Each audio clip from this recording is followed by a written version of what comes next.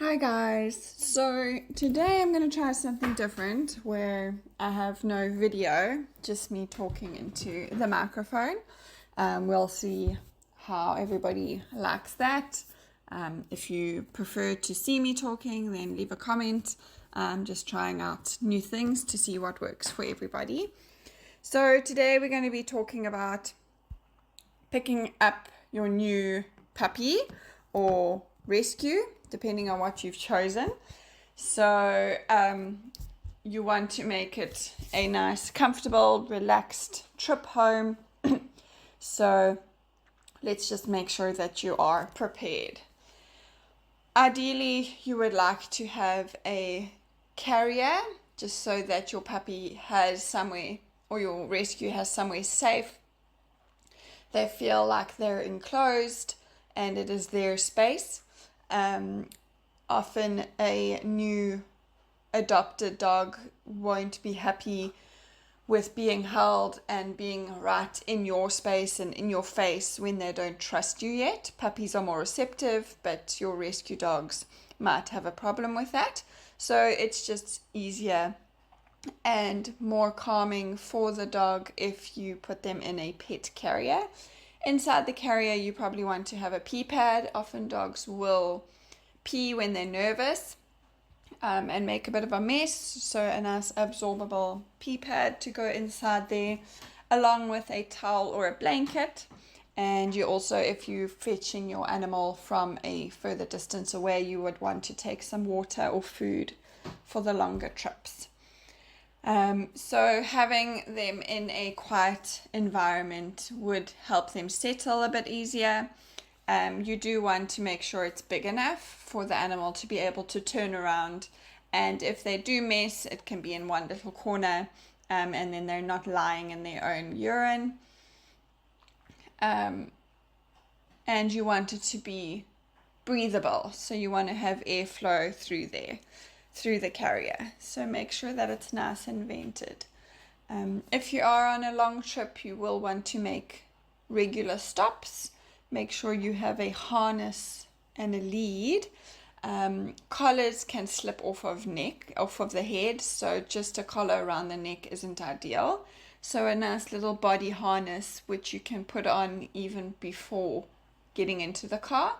So that is just on there for easy grabbing or access when taking them out for bathroom breaks.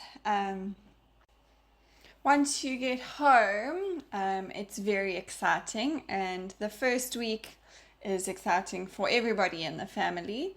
But this is the time that your puppy or your new dog is learning about your routines and gaining trust and building relationships. So it is important to try and keep a routine, just so that it'll definitely help your dog settle in quicker if there is some sort of routine. They know they're going, when you wake up, you're going to feed them, then you're going to go out for a pee, and then you're going to go for a walk, and then you come back inside, and it's rest time for a certain amount of time, and then it's out for a walk again. So just keeping some sort of schedule, it definitely shortens the amount of time it takes for your pet to settle in. With this, going for walks and things like that, what's important to remember is socialization, getting your animal used to meeting other dogs and other people, different kinds of people, grown men, young children, women, people with a beard, people wearing hats, things like that. So just try to allow your animal to experience all the different kinds of scenarios and people that are out there. Very tall men, younger children, loud noises, children screaming and playing, all these things in those first couple of weeks. It really does just help prevent any behavioral issues or anxiety with your animal later in their life. When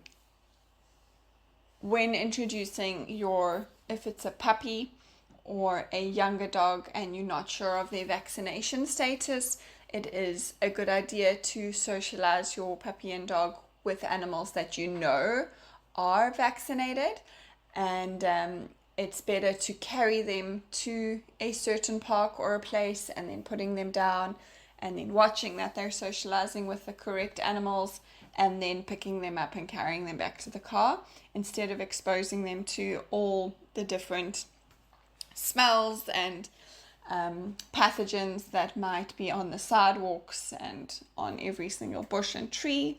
So it doesn't eliminate exposure, but it just decreases it, which is all we really want, is to only expose them to the small amounts that they're able to have an immune response to.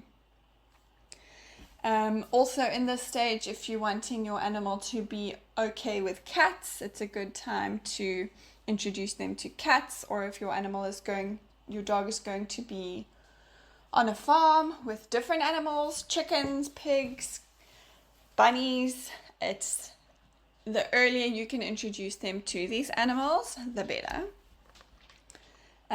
Also, getting them used to the car is a good idea. Even if they're unvaccinated or they only have 1 or 2 vaccines, then you can still introduce them to people, and you can introduce them to car rides and getting them used to the car. Often animals will be car sick in the initial stages, but from personal experience with my dog, who used to salivate like crazy on every single car trip we went on, but we just took a towel with us and lay it down and we just persevered, and now she no longer gets nauseous on any car trips. So it's really worth it now, taking her to the river without getting our car seats all soaking wet. So with getting them used to loud noises, it includes in the car ride, they'll get used to bus sounds and motorcycles, sirens, anything loud and noisy. Also your vacuum cleaner, you want to use it around them. Don't direct your vacuum cleaner at them while they're busy sleeping on their bed. It can be very startling. So rather have them in a different room while you're vacuuming the other room, and things like that, just to decrease the stress of it. All of these experiences should be positive experiences. So the way that animals respond in making experiences positive is by giving them a treat every time. So once they're exposed to a new person, a really large man with a beard and a hat that seems scary, give them a treat. If they hear a loud siren or a loud crashing, then give them a treat. It just helps them to associate anything that might be perceived as scary. They will associate it with being a pleasant experience. They get a treat. So this is great. It is the time in your dog's life that you will give them the most treats, which is fine actually, because younger dogs' metabolism is a lot faster, so they can metabolize it. If you do find that you are giving a large amount of treats, I would then just decrease the amount of food you're giving at the next meal. I often use my dog's kibble as her treats. So then I know how much kibble I'm giving. So I'll have the meal amount in a bag, and then I will just give her as the treats, and then I know that the remainder of the food that's in the bag is what she needs for the rest of that day at her next meal. So that is one way of ensuring your animal is not eating too much and at risk of becoming overweight. With your little treats or your kibble that you have, you can also use interactive toys. So these just help them to be more of problem solvers and deal with any frustration or puppy energy. So using toys that you put treats inside of, and then they've got to solve the problem. It really helps with their development. You can also introduce them to tunnels or steps, things to walk over, things to go under. Just introducing them to all the different surfaces in the house, so carpet, grass, wood, rough concrete. The more you can expose your animal to, the easier the transition and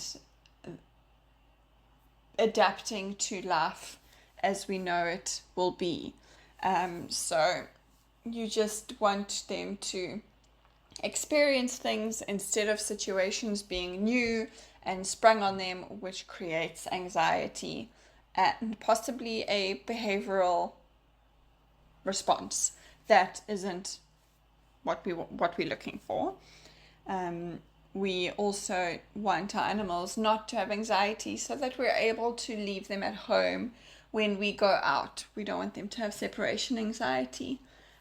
So the best way to do this is to leave them for very short periods of time, preferably with a distraction, so a puzzle or a toy or something with a nice treat.